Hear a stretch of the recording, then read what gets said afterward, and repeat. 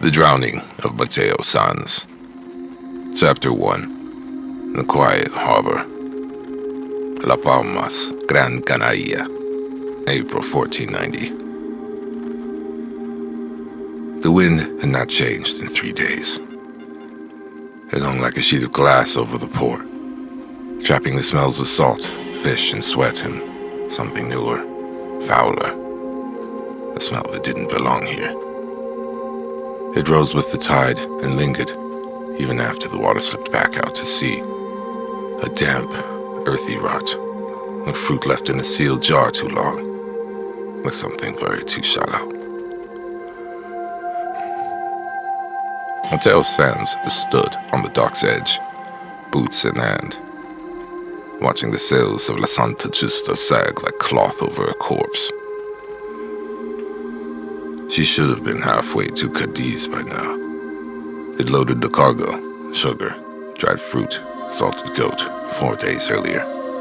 The crew had spent the first day drinking, the second playing cards, the third sharpening blades, polishing gear, anything to stay busy. Now, even the boredom had gone quiet. He rolled the leather of his boots between his fingers. The soles were cracked and worn from 10 years of walking Castilian stone and ship decks. He meant to replace them in port. That had been weeks ago. And still, they waited.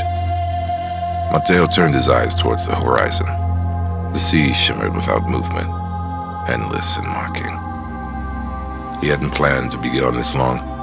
Just one last contract before returning home to Cantabria, home to the green slopes and quiet fields above the River Deva. His mother's house stood near a hill, where the sheep used to wander too close to the edge, and he'd been sent out to drag them back. There were no cliffs in Las Palmas, no hills, just flat sun and heat and silence. He meant to come back different, with wages, with stories, with pride. Instead, the last letter he'd sent was 6 months old.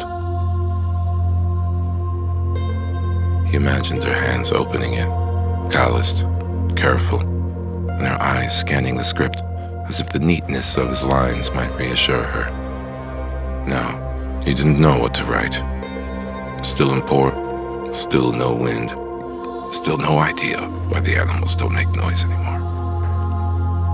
The town had begun to sour. People still smiled, but the smiles were too wide, too rehearsed, as if they'd been practiced in private. They'd whispered when they passed him now, Castilian, marinero, outsider. Las Palmas had never been especially warm, but this was different. He knew the rhythms, the church bells, the smell of fresh bread and fish oil.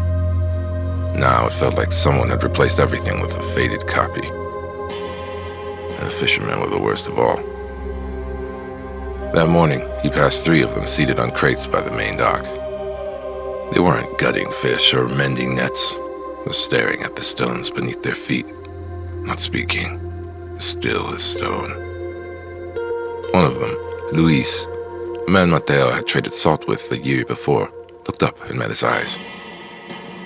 "The ocean is going sour," he said, quiet, certain. Mateo stopped.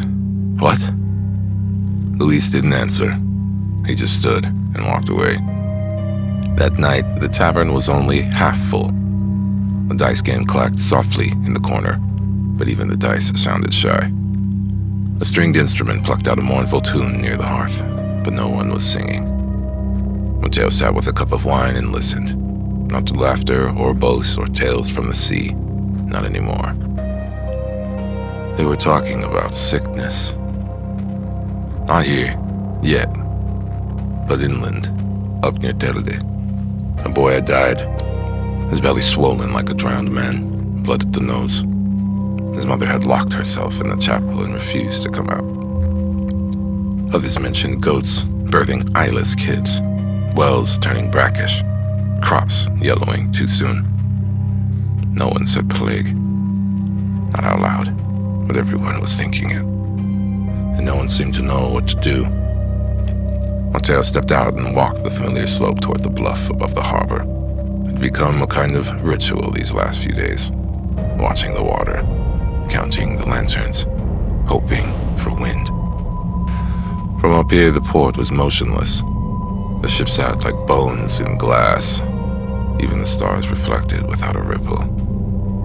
The island still looked beautiful in the dark. That was the worst part. He sat on the edge of the bluff and pulled a folded parchment from his satchel. A letter he'd started and never finished. Mother, I hope this finds you. He stared at the words. They felt small now. What could he say? That he was stranded? That the air sometimes made him gag for no reason? That the men aboard La Santa Justa had started sleeping with blades under their hammocks? No one could say why. He pressed the paper flat against his leg. His hands were shaking. A sound behind him made him turn. Down the slope, near the base of a hill, a dog stood on the road. It was thin, gray-muzzled. It wasn't wandering. It was standing still, facing inland, ears forward, tense as a drawn string. Mateo waited for it to move, to sniff, to bark, to do anything, but it didn't. It just watched the hills. He followed its gaze. Nothing moved. No torches, no figures. Just the slope, the brush, and the faint outline of old terraces long since abandoned. When he looked back, the dog was gone. He slept poorly that night.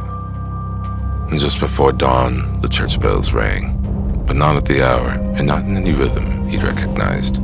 He stepped outside half-dressed and found others already in the street. Dockhands, merchants, even priests. All looking uphill toward the chapel. No one spoke.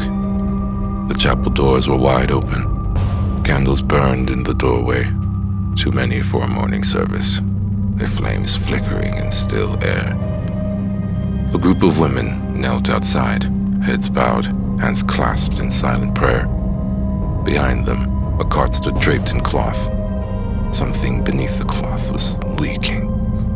Not blood exactly. Darker, thicker, like wine left too long in the sun. Mateo didn't go closer, and neither did anyone else. By noon, the bells had stopped, and the silence felt heavier than before.